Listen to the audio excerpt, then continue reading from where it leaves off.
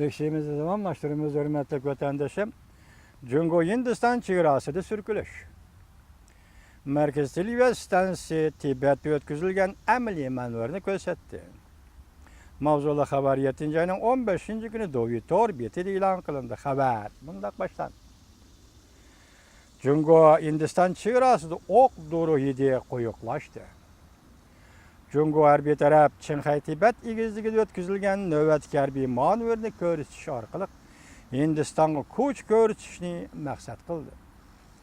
Jungo Hindistan çegara müdafiə kısımları bir aydan beri iki devlet çegarası 8 bölgede çegara talaş tartış kıldı.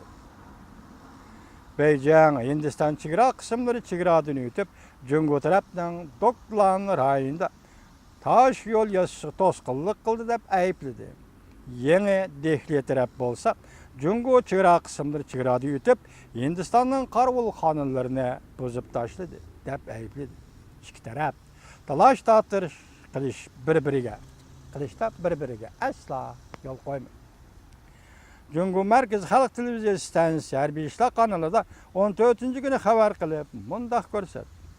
Azatlık Armiya Tibet harbiy rayonu ma'lum brigada növbette bütün kurallanıp deniz yüzünün 5000 metre igizlikte tez yetkizüş, tez üsküneleştiriş boyunca köp xil hücum kılış boyunca ameliy harbiy manevr ötkazdı.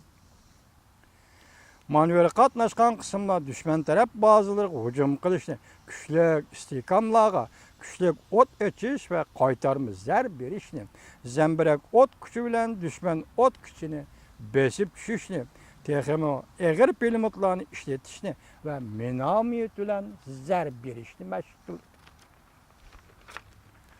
Şunun bilen manevra katnaşkan havadan müdafiə görüş kısımları radar bilen düşmanın hava boşluğundaki nişanlarını izleşti meşgul. Jungo Hindistan çegara talaş tartış bulup atkan yer Bhutan Hindistan Tibet 3 bürcek rayonu özgülat. Beijing bu yol çegara allakaçan ayrılıp bulungan dep görsat. Hindistan armiyası Jungo Hindistan çegarasının 8 bölüge kanunsuz tecavüz kılıp girdiği dep görsat. Hindistan çegara kısmında yanıla Jungo territoriyasında turuvatıdı. Hindistan'ın uruş kılış planı aşkarlan 96 saat içinde Jungo ve Pakistan'ı alımız dediği mavzuda haber 7. ayının 14. günü Doğu Torbiyeti ilan kılındı. Haber mundak başlandı. 7. ayının 13. günü Şinlan Toru'nun harbiy işler bitede çoğun devletlerinin kanıtı mavzuluk makal ilan kılınıp makalada mundak görüştüldü. Şikerim seplik uruş. Hindistan'ın iktidardan alkıp gitti. Bundan 8 yıl burun Hindistan bir uruş planı tüzüp 96 saat içinde Jungo ve Pakistan'ı elişine planladı. 2009 yılı 12. ayının 30. günü Hindistan gazeti aşkarlap Quruqluq armiyası meşqlendiriş komandallık ştabının kısımlarını terbiyeleş, uruş kılış planını görsetken. Yani işgal armiya Pakistan ve Jungo bilen bolgan uruşda oxşaş vaqtı galb kılışını közlegen.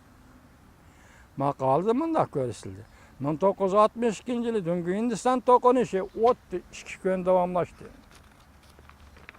1971 yılı Hindistan Pakistan 3. katımlık uruşu 14 gün davamlaştı. 4 gün içinde Hindistan, Jungo ve Pakistan üstüdün galb kılışını oylaşkanı. Hindistan biz 1962 yıldaki Hindistan emas.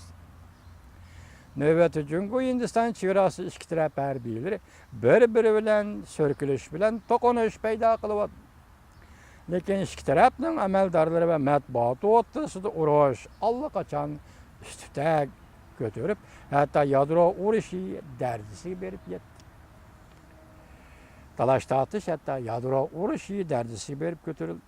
6. ayının ahırda çegarada toqunuş yüz bergenden keyin Jungo Tashqi ishlar ministrligi Hindistan'a nasihat berip 62 yilini unutup qalmanglar dedi. Hindistan biz 62 yildagi Hindistan emas deb javob qaytardi. O'xshashla Hindiston matbuoti chegaraga askar ko'paytirish xabarlarini orqa-orqadan tarqatdi. Hindiston quruqliq armiyasining shtab boshlig'iga buyruq tushirib, 15 kunlik urush vaqt qisqa, lekin keskin urush qilishga tayyorlik qilishga buyurdi. 15 kunlik urush. O'xshashla vaqt Jungo matbuotlarida yo'l bo'ylab uzun o'chrat ketayotgan uzun bellik ajdar shakldagi suratlar ko'rilishga boshladi.